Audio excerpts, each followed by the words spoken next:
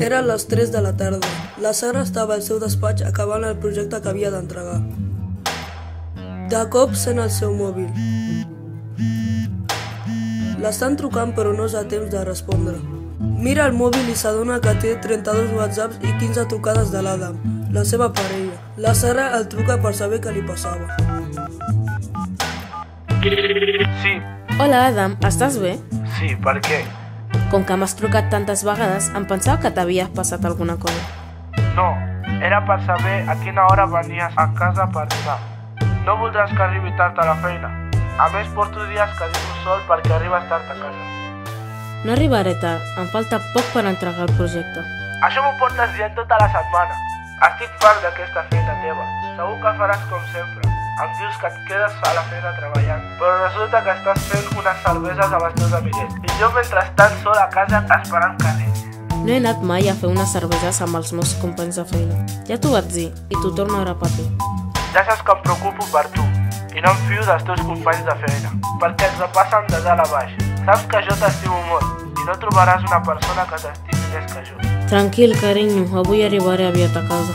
Això espero, perquè m'agrada arribar a casa, veure't i menjar junts, perquè et trobo molt a faltar i necessito veure't cada minut de la meva vida. A més, ja saps que jo et cuido molt i em preocupo per tu. Vull que tu facis el mateix, perquè et necessito moltíssim. Et prepararé el teu dinar preferit. Molt bé, reina meva. Penso molt en tu i t'estimo molt. Jo també. Et deixo que tinc feina. Ostres, ja estàs cansada de parlar amb mi?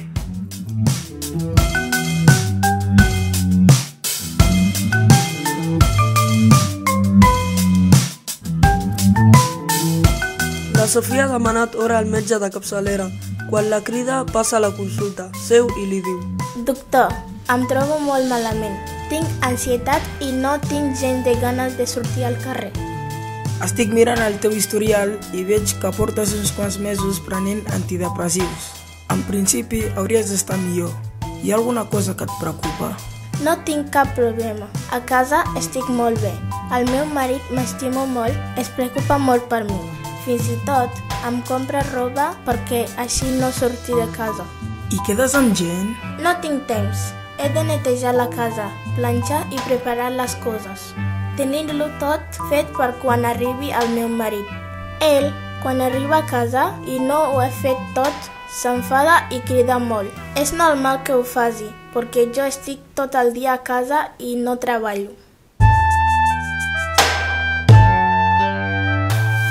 T'infravalora i et fa dubtar de les teves capacitats?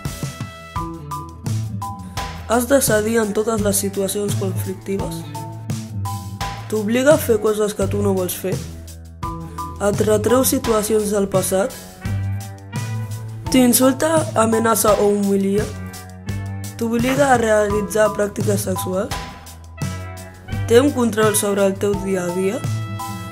Es molesta quan quedes amb les teves amistats o família? No té en compte la teva opinió?